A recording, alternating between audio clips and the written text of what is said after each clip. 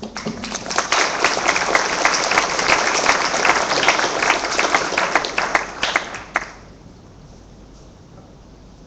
name is Andrew Fowler. I'm a reporter with Four Corners and also with Foreign Correspondent, ABC Television. Also here tonight speaking as the author of a book, and I need to stress that fact that I'm here speaking as the author of a book on...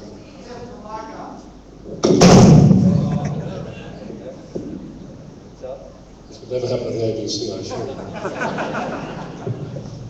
There you go. Can you hear that? Good, good. I'll start again. My name is Andrew Fowler. I'm a reporter with Four Corners and Foreign Correspondent. But I'm here tonight to speak as the author of a book called The Most Dangerous Man in the World. It's the story of Julian Assange in the early days and the development of WikiLeaks. Now, I need to say that because of the issues that I'm raising tonight, and they're issues about journalism. When I met Daniel Ellsberg in the United States when I was writing the book, he said to me that he felt that Assange was fearless, and he had no idea how he could do what he was doing and not feel fear. He asked me, how is this possible? How can this guy do this? How can he take on the establishment, the US establishment, and do what he's doing? And there was no clear answer except that he obviously shows great courage. Now, Assange has to have courage. He has to be courageous because the people he's taking on, people he has taken on, have been some of the most honourable and some of the most disingenuous people you could possibly wish to meet. And many of those people, I am here to tell you, unfortunately, were journalists. One of them was the editor of the New York Times. His name is Bill Keller. He's not the editor anymore, but he was at the time. Now, when Assange shared his Cablegate secrets with the New York Times, he gave them to them, particularly the Afghan war logs, you may remember. And in these Afghan war logs were many, many great stories that did the New York Times a lot of good, gave it a lot of credibility that had been missing in recent years. But when the Justice Department came looking for the people who had given that information to the New York Times, the New York Times said, we got it from somebody who wasn't a journalist, but was a source. That source was WikiLeaks. Now, the importance of this information I'm telling you about is that if you, as an American journalist, publish material, you're covered to a certain extent by the First Amendment, which guarantees freedom of speech. Mind you, if you're a source, then the rules are different. But to add a crueler cut to that, Keller also said that Assange was anti-American, and that put him in even greater danger, because the law says if you're acting against the interests of the United States, and you're not a journalist but a source, then the Espionage Act of 1917 can be imposed on you, and that carries the death penalty. So there are grave issues raised here where Assange was dealt a cruel blow by one of my own members of the profession that I represent as a journalist, and for that I was deeply troubled with him, and I still am. When you look at the way that the Washington Post behaved at the time, there's another issue raised here which is similar, an allied issue. I'm sure you're all here tonight and you've all seen many, many times over, probably too many times for your own good, the Collateral Murder video. Now in that you see, excuse me, in that you see, particularly in the last part of it, you see the Apache helicopter come out the back of the building and then open up on the Reuters employee being carried to a truck. And that is, it's being described as a war crime. I suppose I'm not legally capable of saying whether or not it was, but that's how it's being described, as a war crime. Now, you may not know this, but the Washington Post had a reporter who had either seen that material or had access to that the gunship transcripts, and knew what went on that day. He didn't publish the story. He wrote a book the Washington Post published the story, but didn't prosecute it any further, didn't take it any further, just left it at these guys were shot, they were insurgents in the square, and they died, and these people were coming to obviously aid them and carry on the fight, and they were blown away as well. This is the Washington Post. This is the Washington Post. This is the Washington Post, the greatest newspaper of my youth, the paper I admired so much, the paper that produced Watergate, the paper that made everybody want to be a journalist, and here it was, failing in its fundamental duty. And I think that when you put those two issues together, now they happen to be American newspapers, right? So this is not a problem that's unfortunately quarantined to the United States. What we see is the controlling of information by governments. And governments will do all they can to control information. They do it by duchessing you, they do it by intimidating you, they do it by controlling your purse strings. They do that as well.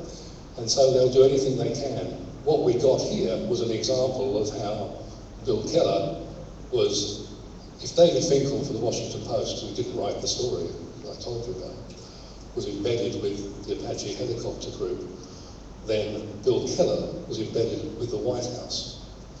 And what we've seen is that the administration, particularly in the United States, newspapers there go to the White House, they go to the CIA, they go to the Pentagon, and they share the information they've got and check it to see whether or not it's going to cause too many problems.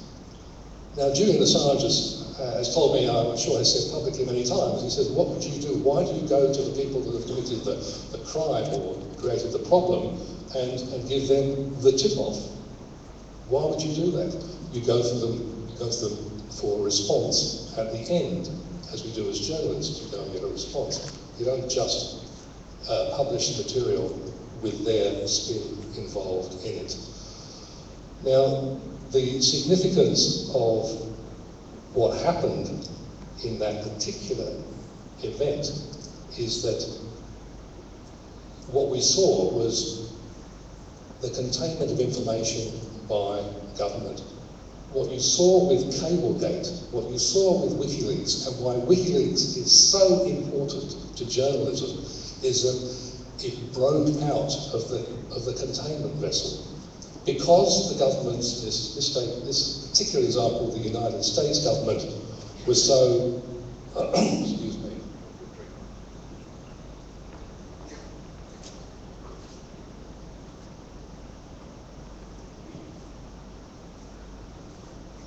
because the government was so successful in containing the information, it created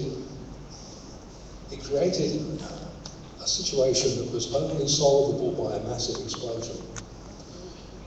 Before governments were so successful at holding their secrets, before when they weren't so successful rather, information would leak out. There would be a pressure valve, if you like. There would be something that would irk somebody. There would be an Andrew Wilkie moment. You know, you get out, really have enough of it and leak material. Or in Wilkie's case, come out and say it's wrong. That kind of pressure would release the valve. In this case, because the Americans have been so successful at building this containment system, what happened was the side blew out of it and WikiLeaks got the material.